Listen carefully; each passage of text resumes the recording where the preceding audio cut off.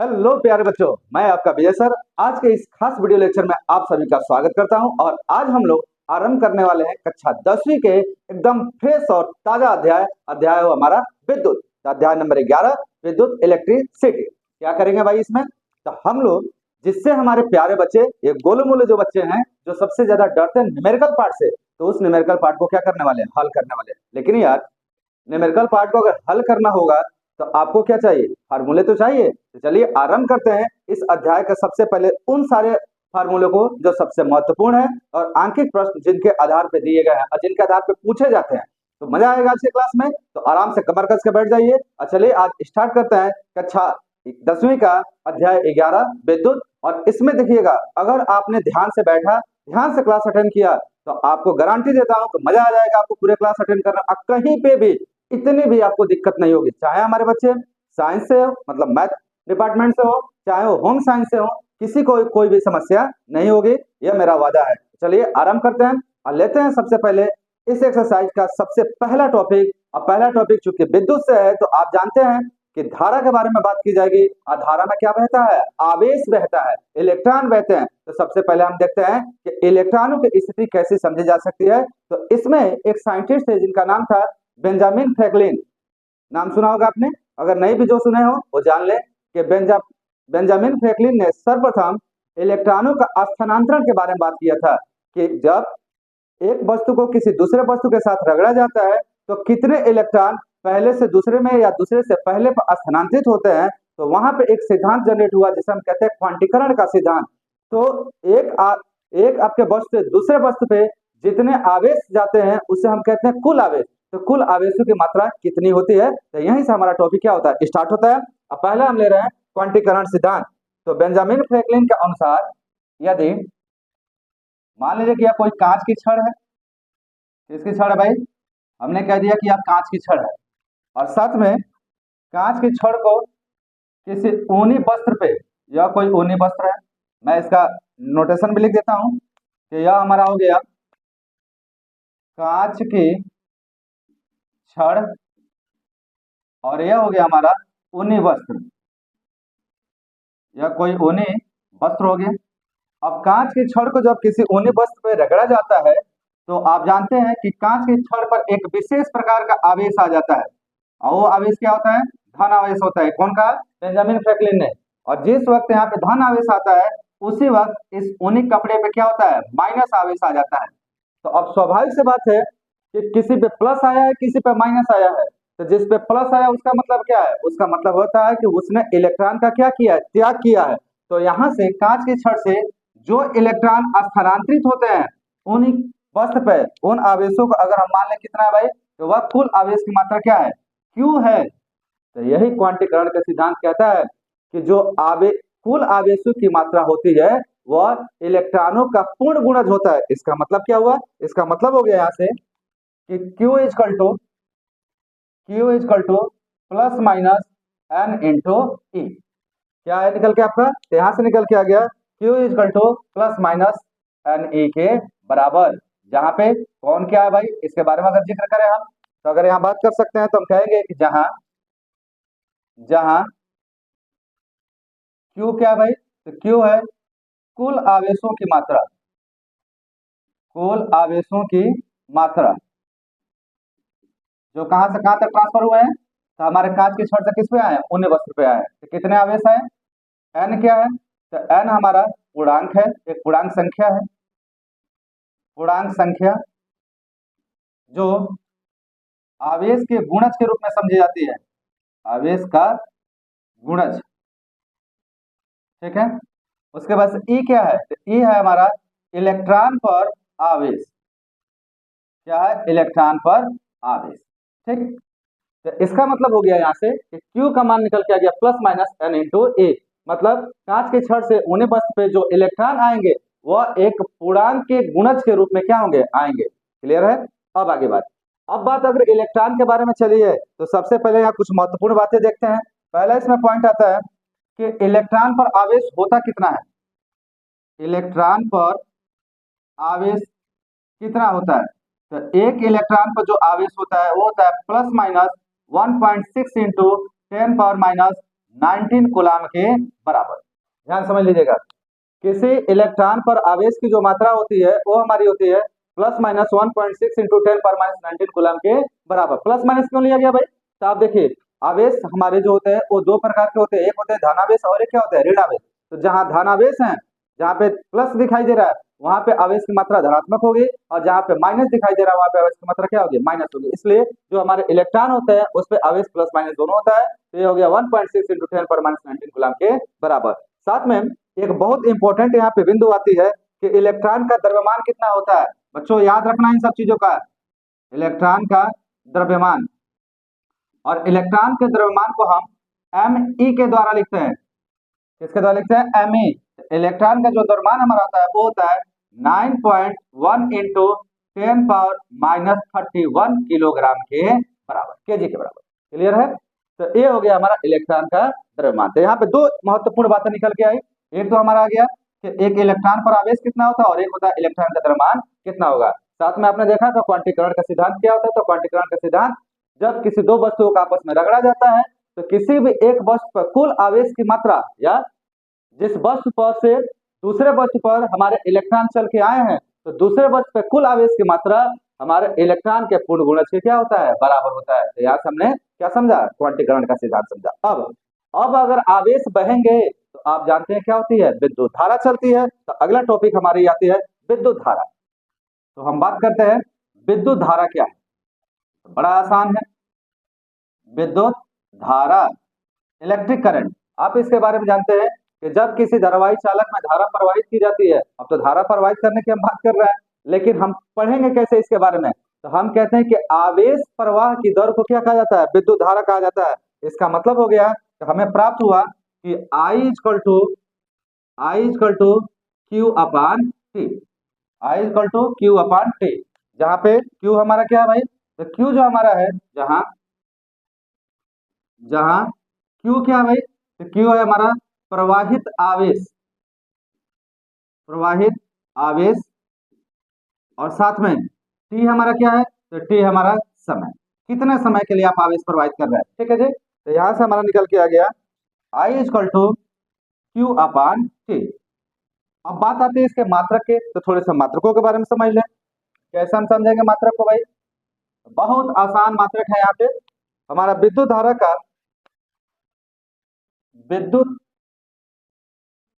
का एसआई मात्रक, और विद्युत धारा का जो एसआई मात्रक होता है हमारा, वो समांतर रूप में होता है आपका। यहां से हम समझे तो देखिए, ये क्यू है, क्यू का क्या होगा? कूलाम, और टी का क्या होगा हमारा? सेकेंड। तो ये हो गया कूलाम प्रति सेकेंड, और इसी कूलाम प्रति सेकेंड को हम कहते हैं एम्पियर। क्या बोलते हैं भाई? एम्पियर। ठीक है, तो इसका एसआई मात्रक हो गया एम्पियर। तो ये बात आपने समझा विद्युत धारा के बारे में। अब हम बात करते हैं, यहाँ पे थोड़ा एक बात समझ लीजिएगा। यहाँ क्वांटीकरण सिद्धांत में Q इक्वल टू आ गया प्लस माइनस N इंटू ए। तो आवेश का मात्रक क्या होता है? तो आवेश का मात्रक होता है कूलाम, और इसे हम कैपिटल C के द्वारा रिप्रेजेंट करते हैं। ध्यान रखिएगा, तो ये कूलाम हो गया, और यहाँ से हमारा क्या आ गया? यहाँ से आ गया एम्पियर के बराबर। अब अगला टॉपिक हमारा आता है इसमें, जिसके बारे में हम लोग अध्ययन करने का प्रयास करते हैं, वो है हमारा थर्ड नंबर, और वो होगा आपका विद्युत विभवांतर।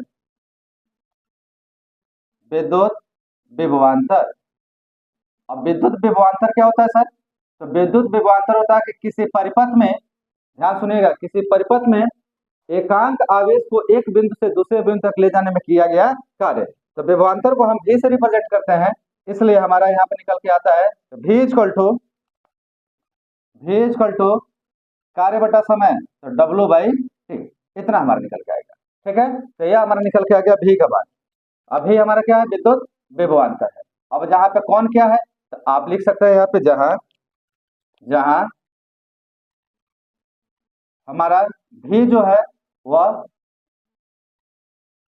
परिपथ के या चालक के परिपथ के किन्हीं दो बिंदुओं के बीच का विभवांतर। ठीक है, थोड़ा यहाँ सही कर लीजिएगा इसका हिंदी, थोड़ी सी हिंदी में गड़बड़ी, यहाँ आपका विभवांतर ऐसे होता है। ठीक है, तो भी हो गया हमारा परिपथ के किन्हीं दो बिंदुओं के बीच का विभवांतर। साथ में W क्या है, तो W होता है एकांक आवेश को एक बिंदु से दूसरे बिंदु तक ले जाने में किया गया कार्य। ठीक, और टी हमारा क्या है यहाँ पे, तो टी हमारा लगा क्या है, समय। ठीक, क्लियर है। तो इस तरीके से हमने विद्युत विभवांतर को समझा।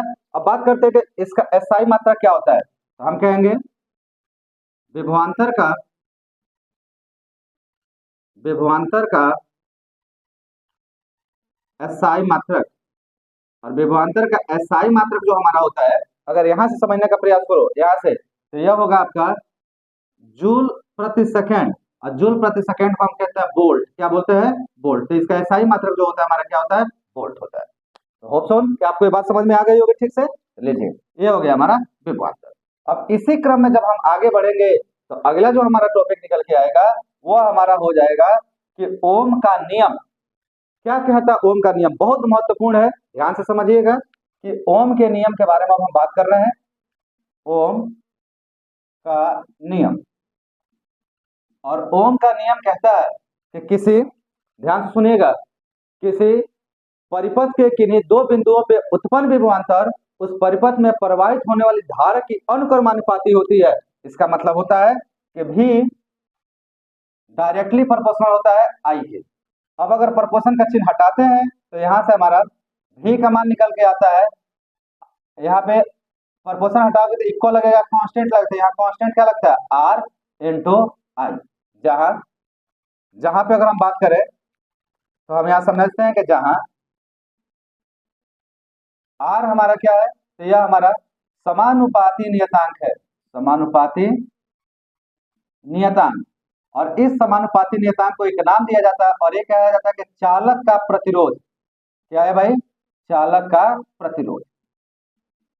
ठीक है, तो आर हमारी हो गई चालक का प्रतिरोध, आई हमारी क्या है, तो आई आप समझ रहे हैं विद्युत धारा, अभी क्या है हमारा विभव या विभवांतर। क्लियर है, तो यह हो गया ओम का नियम। अब ओम के नियम से एक नई बात हम यहाँ समझते हैं, अब अब समझते हैं कि चालक का प्रतिरोध क्या होता है। चालक का प्रतिरोध, और चालक के प्रतिरोध के बारे में बात करें तो कोई चालक अपने अंदर से कितनी आसानी से विद्युत धारा को प्रवाहित होने देता है या नहीं देता है, या विद्युत धारा के पथ में कितना अवरोध पैदा करता है, वो हमारा चालक का क्या होता है, प्रतिरोध। तो यहाँ से अगर हम निकालने का प्रयास करें तो आपको पता चलेगा कि सर यहाँ आर बराबर, अगर आर का मान निकाल तो आई को इधर भेजोगे तो देयरफॉर आर बराबर हमारा हो जाएगा भी बाई आई। तो यह हमारा हो गया चालक का प्रतिरोध। अब जब चालक का प्रतिरोध आर का मान आपने निकाला तो इस कंडीशन में इसका एसआई मात्रा क्या होगा सर, तो हम बात करें एसआई मात्रा के बारे में तो लिखेंगे यहाँ पे चालक प्रतिरोध का एसआई मात्रा, और प्रतिरोध का एसआई मात्रा का समझने का प्रयास करें तब ये क्या होगा, वोल्ट। तो ऊपर हो गया हमारा वोल्ट, और ये नीचे क्या है, धारा। धारा का क्या हो गया, एम्पियर, तब वोल्ट प्रति एम्पियर। और इसे हम कहते हैं ओम। क्या कहते हैं, ओम। तो ओम को हम कुछ इस प्रकार से लिखते हैं, ठीक है, इसे क्या पढ़ा जाता है, ओम पढ़ा जाता है। तो ध्यान रखिएगा, हमारा प्रतिरोध का एसआई मात्रक होता है ओम, जिसका वास्तविक मान होता है वोल्ट प्रति एम्पियर। क्लियर है, समझ में आ रहा है। तो इस तरीके से हमने देखा यहाँ पे कि पहला देखा क्वांटीकरण का सिद्धांत, दूसरा देखा विद्युत धारा, तीसरा विद्युत विभवांतर, सॉरी ये चौथा होगा आपका, ये हमारा चौथा पॉइंट है ओम का नियम। अब आती है पांचवा। पांचवा क्या है भाई, पांचवा बहुत शानदार और बहुत महत्वपूर्ण है। पांचवा में हम समझते हैं कि आप बात कर सकते हैं पांचवे के लिए, और यहाँ कहते हैं कि प्रतिरोध तथा, ध्यान समझिएगा, प्रतिरोध तथा प्रतिरोधकता के बीच संबंध, और इसको हम कैसे समझेंगे, तो इसके लिए मैं आपको एक डायग्राम बनाता हूं, ध्यान से देखिए। मैंने कहा कि मान लीजिए कोई एक चालक है, एल लंबाई का कोई एक चालक है। हमने कह दिया इस चालक की लंबाई यहां से लेकर यहां तक कितनी है, एल है, और यह इसका अनुप्रस्थ काट है। और अनुप्रस्थ काट का क्षेत्रफल हमने कह दिया कितना है, ए है, और इसका प्रतिरोध हमने क्या कह दिया, आर है। तो इस आधार पे हमारा जो आर होता है वह आपका समानुपाती होता है चालक की लंबाई के, और व्युत्क्रमानुपाती होता है उसके अनुप्रस्थ काट के क्षेत्रफल के। तो यहाँ आर का मान आ गया आपका अनुक्रमानुपाती एल, और व्युत्क्रमानुपाती ए के। और यहाँ से अगर प्रपोर्शन का चिन्ह अगर हम हटाएं तो यहाँ से आर बराबर हो जाता है रो इंटू एल बाई ए। अब जहाँ रो क्या है, तो रो हमारा एक प्रकार का समानुपाती नियतांक, क्लियर है। तो रो हमारा आ गया समानुपाती नियतांक, जहां जहां जहां रो समानुपाती नियतांक, समानुपाती नियतांक, और इसी रो को हम कहते हैं, रो को कहा जाता है चालक की प्रतिरोधकता, प्रतिरोधकता क्या कहेंगे इसे, चालक की प्रतिरोधकता या विशिष्ट चालकता इसको कहते हैं। ठीक है जी, तो चलिए मेरे ख्याल से इतना समझ में आ गया होगा, तो फटाफट इसे नोट करें और फिर हम इससे आगे बढ़ते हैं। थोड़े से और हमारे पास फार्मूले जो महत्वपूर्ण है, फिर हम उनका यहाँ पे एक बार कर ब्रीफली जानकारी ले लेते हैं, और उसके बाद से बढ़ते हैं हम इसके प्रश्नों की तरफ। नोट करें। तो अभी हमने क्या देखा कि किसी एल लंबाई के चालक जिसका अनुप्रस्थ काट का क्षेत्रफल ए है और उसका प्रतिरोध आर है, तो उसकी प्रतिरोधकता तथा प्रतिरोध के बीच में संबंध जो हमने देखा वो हमको मिला कि R is equal to rho into l by a. जहां पे कौन क्या है भाई, जहां जहां हमारा आर, आर क्या है, तो आर है चालक का प्रतिरोध, चालक का प्रतिरोध। फिर उसके बाद से हमारा एल क्या है, चालक की लंबाई, चालक की लंबाई। उसके बाद से ए क्या है, तो चालक के अनुप्रस्थ, अनुप्रस्थ का मतलब होता है अगर हम आप अगर खीरे को काटें, एक स्लाइस में काटें, तो स्लाइस जो मिलेगा वही क्या होता है, अनुप्रस्थ।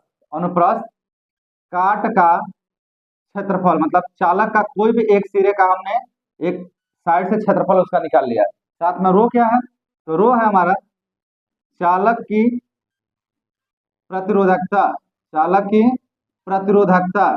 और इस चालक की प्रतिरोधकता को क्या कहा जाता है, या विशिष्ट प्रतिरोधकता, विशिष्ट प्रतिरोधकता। ये मैं दोबारा इसलिए लिखवा रहा हूँ कि वहां पे शायद थोड़ी सी जगह की इशू हो गई होगी। तो यह विशिष्ट प्रतिरोधकता इतना हो गया। अब इसके बिहाफ पे क्या हम विशिष्ट प्रतिरोधकता का सूत्र निकाल सकते हैं, बिल्कुल निकाल सकते हैं। जैसे हमने यह पॉइंट लिया है, तो हमारा क्या निकल के आएगा यहाँ से, तो यहाँ से आ जाएगा आपका rho is equal to R into A by l, पलट जाता है। रो इजकल टू क्या हो गया आपका R into A by L के बराबर। अब हम ये विशिष्ट प्रतिरोधकता का हमारा क्या गया, सूत्र आ गया। अब यहाँ से हम चाहें तो इसके बारे में क्या निकाल सकते हैं, तो हम इसके बारे में कह सकते हैं इसका एसआई मात्रा कितना होगा। तो हम बात करेंगे विशिष्ट प्रतिरोधकता का, विशिष्ट प्रतिरोधकता का एसआई मात्रक, और इसका एसआई मात्रक जो हमारा होता है वो होता है ओम इंटू मीटर। ध्यान रखिएगा क्या आता है इसका एसआई मात्रक भाई, इसका एसआई मात्रक आता है ओम इंटू मीटर के बराबर। तो ये आ गई हमारी चालक की प्रतिरोधकता या विशिष्ट चालकता। ठीक है, यहाँ पे इसे जो विशिष्ट चालकता मैंने कहा है उसे विशिष्ट प्रतिरोधकता भी कही जाती है, तो ध्यान रखिएगा प्रतिरोधकता। ठीक है, ये हमारे निकल के आ गए। अब इसके बाद से हम आगे बढ़ते हैं, और आगे हम बढ़ रहे हैं कि मान लीजिए, ध्यान समझिएगा कि मान लीजिए अब हमारे पास अगर प्रतिरोधों की संख्या एक से क्या है, ज्यादा है, तो उन प्रतिरोधों को किसी परिपथ में कैसे संयोजित करेंगे। तो अगला टॉपिक हमारा है प्रथमा, और इसके बारे में कहते हैं प्रतिरोधों का संयोजन, प्रतिरोधों का संयोजन। अब प्रतिरोधों का जब संयोजन हम पढ़ने जाते हैं, तो प्रतिरोधों को हम मुख्य रूप से दो प्रकार से जोड़ते हैं। पहला इसमें क्या होता है भाई, तो इसका जो पहला है वो है श्रेणी क्रम, श्रेणी क्रम संयोजन। अब श्रेणी क्रम संयोजन में क्या होता है, तो अगर हम दो या दो से अधिक प्रतिरोधों को कैसे देखिए जोड़िएगा, मान लीजिए ध्यान से देखो, हमने कहा कि मान लो कि एक प्रतिरोध हमारा ऐसा है, एक अन्य प्रतिरोध हमारा ऐसा है, और एक अन्य प्रतिरोध हमारा ऐसा है। तीन प्रतिरोध हमने ले लिए। पहला का नाम दे दिया R1, दूसरे का नाम दे दिया R2 और तीसरे का नाम क्या दे दिया R3। अगर इन्हें श्रेणी क्रम में जोड़ना होगा तो पहले की पूंछ दूसरे का शीर्ष, ये दोनों का आपस में लाके एक जगह जोड़ देंगे ऐसे, फिर दूसरे के पूंछ पहले का शीर्ष को लाके आपस में जोड़ देंगे। अब ये तीनों जब एक सीधी रेखा में जोड़ी जाएगी तो यह हमारा क्या कहलाता है, श्रेणी क्रम संयोजन कहलाता है। तो जिस परिपथ में जोड़ा जाएगा उस परिपथ का तुल्य प्रतिरोध कितना होगा, तो हम लिखेंगे श्रेणी क्रम संयोजन में परिपथ का तुल्य प्रतिरोध, तुल्य प्रतिरोध। और तुल्य प्रतिरोध को हम आर एस से लिखते हैं। एस क्या मतलब भाई, सीरीज, तो हमने आर एस, तो यहाँ पे होता है therefore R S equal to R1 plus R2 plus R3। ध्यान रखिएगा, तो यहाँ पे हमारा निकल के आ गया तुल्य प्रतिरोध का मान RS, और यहाँ पे हमारा R1 plus R2 plus R3। अब यहाँ पे दो बातें बहुत महत्वपूर्ण है। पहली बात समझिएगा, पहला है कि R1 R2 और R3 में धारा का मान कैसा होगा, तो हमारा I जो होता है, कौन भाई, I, धारा जो यहाँ पे होती है नियत होती है, कांस्टेंट होती है, धारा में कोई परिवर्तन नहीं होता है। इसका मतलब है जितनी धारा आपकी R1 में बहेगी उतना ही R2 में, उतना ही क्या बहेगा R3 में। जबकि अगर दूसरी बात मैं करूं विभव की, तो विभव में परिवर्तन हो जाता है, और विभव का कुल मान यहाँ जो होता है V बराबर होता है V1 plus V2 plus V3। क्या मतलब है इसका, मतलब R1 वाले प्रतिरोध के सिरे पर जो विभव उत्पन्न होगा V1, R2 के सिरे पर उत्पन्न होगा V2, और R3 पे क्या उत्पन्न होगा V3। तो इस तरीके से हमारा V का मान यहाँ पे क्या हो जाता है, प्राप्त हो जाता है। क्लियर है, समझ में आ रही बात। अब आगे बढ़ते हैं, अब देखते हैं हम इसका दूसरा क्या कहता है सर। दूसरा इसमें कह रहा है कि पार्श्व क्रम या संयोजन, पार्श्व क्रम या समांतर लिख लिया, समांतर क्रम संयोजन। मतलब दूसरा हमारे पास तरीका ये है कि हम क्या कर सकते हैं कि पार्श्व क्रम या संयोजन पे हम संयोजित कर सकते हैं। अब फिर से हम ऐसे ही तीन प्रतिरोध ले रहे हैं। पहला हमने ले लिया, मान लीजिए कि यह हो गया हमारा R1, या R1 हो गया। दूसरा हमारा हो गया जिसको हमने R2 के नाम से डिनोट कर लिया यहाँ पे, या R2 हो गया। और तीसरा हमारा जो हो गया यहाँ पे वो हो गया हमने R3 ले लिया, R3। और तीनों को हमें क्या करना है, जोड़ना है। तो इस क्रम में जब जोड़ा जाता है तो तीनों के शीर्ष किसी एक बिंदु पर लाकर जोड़ दिए जाते हैं, ध्यान रखिएगा ऐसे, और इनके पूंछ भी एक ही बिंदु से जोड़ दिए जाते हैं ऐसे। जब इस तरीके से हमारे प्रतिरोध जोड़ते हैं तो इसे हम कहते हैं पार्श्व क्रम। अब पार्श्व क्रम का जिस परिपथ में जोड़े जाएंगे उसका तुल्य प्रतिरोध कितना होगा भाई, तो हम लिखेंगे परिपथ का तुल्य प्रतिरोध, परिपथ का तुल्य प्रतिरोध। अब परिपथ का जो तुल्य प्रतिरोध होगा अब की बार आरपी होगा, आरपी मतलब पैरेलल, पी का मतलब पैरेलल, ये होगा 1/rp equal to 1/r1 plus 1/r2 plus 1/r3। ध्यान रखिएगा। तो ऐसे हम क्या करते हैं, प्रतिरोधों का संयोजन करते हैं पार्श्व या श्रेणी क्रम में, और इनके तुल्य प्रतिरोधों का क्या करते हैं, मान ज्ञात करते हैं। साथ ही साथ में यहाँ पे भी भाई कुछ विशिष्ट बातें होंगी। कौन कौन सी बातें हैं, तो यहाँ पे हमारा आ जाएगा कि जब पार्श्व क्रम में हम संयोजित करते हैं तो क्या धारा बदलती है, क्या पार्श्व क्रम में धारा का मान बदल जाती है, जबकि विभवांतर में कोई भी अंतर नहीं आता है। तो हम यहाँ पे लिख सकते हैं, क्या लिखेंगे भाई, यहाँ लिखेंगे कि विभवांतर भी हमारा क्या रहता है, नियत रहता है।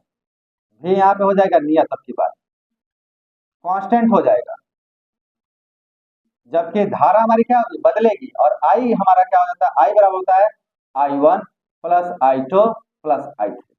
ठीक है, मतलब प्रत्येक विभव में प्रत्येक प्रतिरोध में यहाँ पे बहने वाली धारा होगी I1, यहाँ बहने वाली धारा हो जाएगी I2, और यहाँ बहने वाली धारा क्या हो जाएगी I3। मतलब तीनों प्रतिरोध में यहाँ पे अलग अलग धारा बहेगी, और इस तरीके से हमारा I का मान निकल के आ जाएगा। मतलब अगर I ना पता हो तो आप I इस तरीके से क्या कर सकते हैं, ज्ञात कर सकते हैं। क्लियर है। तो ये हो गया हमारा प्रतिरोधों का संयोजन। प्रतिरोधों का संयोजन के बाद से जो हमारा अगला आता है वो बहुत महत्वपूर्ण टॉपिक है और वह है जूल का तापन नियम। जूल का तापन नियम। और जूल के तापन नियम के अनुसार हम क्या प्राप्त करते हैं, तो हम प्राप्त करते हैं कि यदि किसी चालक में एक निश्चित समय के लिए धारा प्रवाहित करते हैं तो चालक धारा को ऊष्मा के रूप में कितना परिवर्तित करता है। ये बात कैसे समझोगे, तो जैसे आपने देखा होगा कि मोबाइल को अगर चार्ज करते हैं तो मोबाइल का जब चार्जर हम लगा के रख देते हैं तो क्या होता है, कुछ देर के बाद से चार्जर एकदम क्या होता है, गर्म हो जाता है। तो चार्जर गर्म क्यों हो भैया, चार्जर में तो हमने सिंपल से क्या कहा था, धारा बहाया था। इसका मतलब है कि जो चार्जर है उस चार्जर में धारा का जो मान है वह उष्मा के रूप में क्या हो रहा है, परिवर्तित हो रहा है, तभी तो वो गर्म हो रही है। तो हम यहीं से पढ़ते हैं कि जूल के तापन नियम के अनुसार हम क्या पढ़ते हैं कि उष्मा का मान निकालने का प्रयास करते हैं, उत्पन्न उष्मा। क्या टॉपिक होगी भाई हमारी, उत्पन्न उष्मा। और उत्पन्न उष्मा के बारे में जब हम अध्ययन करेंगे तो यह हमारा फॉर्मूला होता है H इजकल टू, H का मतलब उष्मा को H से लिखते हैं, H equal to I square R into T. तो एक आ गया हमारा H equal to I square R into T, ठीक है। अब एक और अगर हम इसका दूसरा फार्मूला लिखें जो विभव के रूप में दिया गया हो या विभव के रूप में अगर हम प्राप्त करना चाहें तो यहाँ से हमारा H का मान निकल के आता है H इजकल टू आपका वी आई इंटू टी के बराबर। जहाँ पे आप सब समझ रहे हैं कि कौन क्या है, H हमारी है उत्पन्न उष्मा, V क्या है विभव, I क्या है धारा, T क्या है समय, यहाँ पे R क्या है, तो R जो हमारा है वो है प्रतिरोध। क्लियर है। अब आगे बढ़ते हैं। तो ये हो गई हमारी जूल का तापन नियम। अब जूल के तापन नियम के बाद से अगला टॉपिक हमारी आती है शक्ति की। क्या होता है भाई, शक्ति। अब शक्ति क्या होती है, पावर क्या होती है। तो शक्ति के बारे में जब हम अध्ययन करते हैं तो कहते हैं कि ध्यान से सुनिएगा कि शक्ति क्या है। सपोज दैट मैं समझो शक्ति को कैसे समझते हो आप, तो आप एकांक समय में या कार्य करने की दर, ऐसे समझ लीजिए कार्य करने की दर ही हमारी क्या होती है, शक्ति। तो शक्ति बराबर हमारा होता है P is equal to W by T. P is equal to क्या आ गया, डब्ल्यू बाई टी, जहाँ पर डब्ल्यू क्या है भाई, तो डब्ल्यू हमारा है कार्य, टी क्या है हमारा समय। तो यह आ गया आपका शक्ति का फार्मूला। अब शक्ति का अगर एसआई मात्रक के बारे में बात करें, शक्ति का एसआई मात्रक जो होता है बच्चा वो होता है हमारा वाट। क्या होता है, वाट, ठीक है जी। इसे हम ऐसे डब्ल्यू से डिनोट करते हैं, तो ये होता है वाट, ठीक है। अब आगे बढ़ना है। अब शक्ति के हम अलग अलग और भी फार्मूले समझ सकते हैं। अगर इसको विभव के रूप में लिखना हो तो हम कैसे लिखेंगे, तो पी का मान हमारा आता है V into Q upon T. और Q इंटू टी का अगर हम आपस में करें तो ये आपका क्या आवेश की दर, तो इसी शक्ति को हम लिख सकते हैं P is equal to V into I. तो एक फार्मूला ये आ गया, एक फार्मूला हमारा आ गया V into Q upon T के रूप में। एक और फार्मूला हमारा आता है, देखिए सब अलग अलग शक्ति के बारे में लिखवा रहा हूँ, ये आता है हमारा आई स्क्वायर इंटू आर। और एक और फार्मूला हमारा आता है P का ही, वो होता है V स्क्वायर बाई आर। ये सब क्या है, शक्ति के फार्मूले। तो इसमें क्या है भाई, तो इस वाले में विभव, आवेश तथा समय का बारे में बात किया गया, यहाँ पे विभव और धारा के बारे में बात की गई है, यहाँ पे आपका धारा तथा प्रतिरोध के बारे में बात किया गया है, और यहाँ पे क्या है, विभव तथा प्रतिरोध के बारे में बात किया गया। तो इस सारे के सारे फार्मूले किसके लिए है, शक्ति के लिए। क्लियर है। अब आगे एक बहुत महत्वपूर्ण बात आती है यहाँ पे, वो है, इसको थोड़ा समझिएगा। एक यूनिट जो हमारे घरेलू स्तर पे आपके मीटर लगे हुए हैं उसकी रीडिंग जो आती है वह यूनिट में आती है। तो एक यूनिट का मतलब होता है 1 किलोवाट घंटा। क्या होता है भाई, 1 किलोवाट घंटा। और 1 किलोवाट घंटा का मतलब क्या होता है, 1 किलोवाट घंटा का मतलब जो होता है, जो इसका फार्मूला निकल के आता है, ये हमारा आता है 3.6 इंटू 10 पावर 6 जूल। ध्यान समझिएगा, 3.6 इंटू 10 पावर 6 जूल, या इसी को हम कहते हैं 36 लाख जूल के बराबर। तो यह हमारा निकल के आ गया 1 किलोवाट घंटा का मान। तो यह 1 किलोवाट घंटा जो है यह व्यवहारिक तौर पे हमारे घरों में प्रयुक्त होने वाले मीटर में क्या की जाती है, प्रयोग में लाई जाती है। और यह जो है यह हमारा 1 किलोवाट घंटा यह उष्मा का बड़ा मात्रक है। आप इसे शक्ति का मात्रक मत समझ लीजिएगा, यह उष्मा का बड़ा मात्रक है। क्लियर है। तो यहाँ से जो हमने उष्मा देखा था, इसका अगर मात्रक समझना चाहो तो इसका मात्रक क्या होता है, जूल होता है, याद रखिए। ठीक, तो हमारे पूरे एक्सरसाइज में जितने भी महत्वपूर्ण टॉपिक यहाँ पे प्रयोग में लाए जाने वाले थे, जितने भी फार्मूले आपके प्रयोग में आने वाले थे, सारे फॉर्मूलों का मैंने यहाँ पे ब्रीफ जानकारी आपको क्या कर दिया है, दे दिया है। अब इसके बाद जो अगला लेक्चर हम लेके आएंगे, उस लेक्चर में इन्हीं के आधार पे हम क्या करेंगे, आंकिक प्रश्नों का हल ज्ञात करने के लिए पूरा पूरा प्रयास करेंगे। तो मेरे उम्मीद से आपको एक बड़ी अच्छी समझ में भी आई होगी, आनंद भी आया होगा। तो चलिए आप इसे नोट करिए और बहुत जल्द मिलते हैं अगले क्लास में, जहां पे हम विद्युत धारा या विद्युत इलेक्ट्रिसिटी के जितने भी महत्वपूर्ण आंकिक प्रश्न है उनका हल ज्ञात करने का क्या करेंगे, पूरा पूरा प्रयास करेंगे। और लाइन बाय लाइन, एक एक पेज वाइज जो जो प्रश्न आंकिक दिए गए, चाहे उदाहरण हो, चाहे आपको एकदम रनवे में जो आपके प्रश्न दिए गए हैं, फिर जाकर लास्ट में जो प्रश्न दिए गए हैं, सारे प्रश्नों का यहाँ पे हम क्या करेंगे, एक अद्भुत सा संग्रह उत्पन्न करेंगे, जिसमें आपको सारा का सारा क्या किया जाएगा, सिखाया जाएगा। तो गोलू मोलू प्यारे बच्चों, मजा आया? तो चलिए स्टार्ट करते हैं अब अगले लेक्चर के लिए। तब तक आप क्या करिए, एंजॉय करिए इस पूरे के साथ और इसकी ढंग से तैयारी करिए। अब बहुत जल्द मिल रहा है अगले क्लास में, जहाँ पे हम आगे प्रश्नों का क्या करेंगे, हल ज्ञात करेंगे। चलिए जुड़े रहने के लिए आप सभी का बहुत बहुत धन्यवाद। वीडियो का लिंक अपने दोस्तों में भी क्या करें, शेयर करें, लाइक करें और साथ में अगर कोई नया बच्चा आया हुआ तो उसे क्या करें, सब्सक्राइब करें।